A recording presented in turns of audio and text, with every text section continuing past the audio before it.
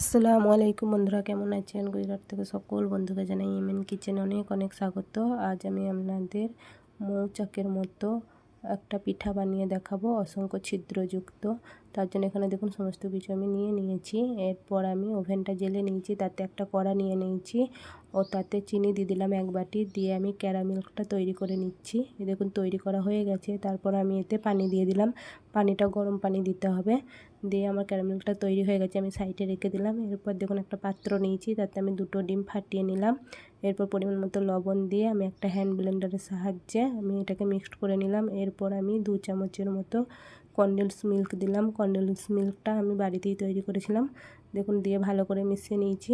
এরপর দেখুন মেশানো হয়ে গেছে।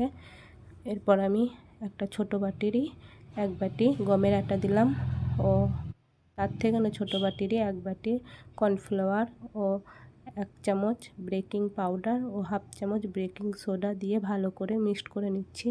এই দেখুন মিক্সড করে নিচ্ছি। এরপর একটু শক্ত হয়ে গেছে, তখন আমি ক্যারামেলটা দিয়ে দেব। দিয়ে অল্প অল্প করে দিয়ে আমি এটাকে ভালো করে মিক্সড করে একটা ব্যাটার তৈরি করে নেব। এই দেখুন মিক্সড করে নিচ্ছি, আর একটু লাগবে, আমি দিয়ে দিলাম। দিয়ে আবারও ভালো করে মিক্সড করে নিচ্ছি। এই দেখুন এটা আমার মিক্সড করা হয়ে গেছে। কিন্তু আমি উপর থেকে ছোটো বাটির 1 বাটি সাদা তেল বা রান্নার তেল দিয়ে দিলাম। দিয়ে আবারও ভালো করে মিক্সড করে নিলাম। এদিকে দেখুন ওভেনটা আমি জেলে নিয়েছি ও তাতে একটা পাতিল দিয়েছি ও তাতে লবণ দিয়ে দিলাম। এই লবণটা কালো হয়ে যাওয়ার কারণ আমি এটাতেই বারবার তৈরি করি বলে এটা কালো হয়ে গেছে। এরপর দেখুন আমি চায়ের কাপ নিয়েছি, তাতে তেল ব্রাশ করে নিলাম। এরপর আমি ব্যাটারটা চায়ের কাপের মধ্যে ঢেলে নেব। এই দেখুন ঢালা হয়ে গেছে। এরপর আমি ওভেনে কাপগুলোকে দিয়ে নিলাম। এই দেখুন কত ছিদ্র হয়েছে এবং এই পিঠেগুলো আমার হয়ে গেছে, আমি নামিয়ে নিয়েছি। আপনাদের দেখুন, এই দেখুন একটা করে বের করে দিচ্ছি, কত সুন্দর দেখতে হয়েছে।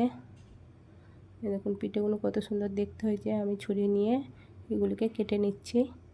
এই দেখুন ছুরির সাহায্যে আমি এগুলোকে কেটে নিচ্ছি। আপনারা চাইলে গোটা গোটাও রাখতে পারেন। এই দেখুন কত সুন্দর হয়েছে এবং কত ছিদ্রযুক্ত হয়েছে, ঠিক মনে হচ্ছে যেন মৌমাছির চাক। এই দেখুন কত সুন্দর হয়েছে। মৌমাছির যেমন চাক থাকে তেমন। যদি ভালো লাগে তো লাইক, কমেন্ট ও শেয়ার করবেন। ভালো থাকবেন, দোয়া করবেন। আল্লাহ হাফেজ।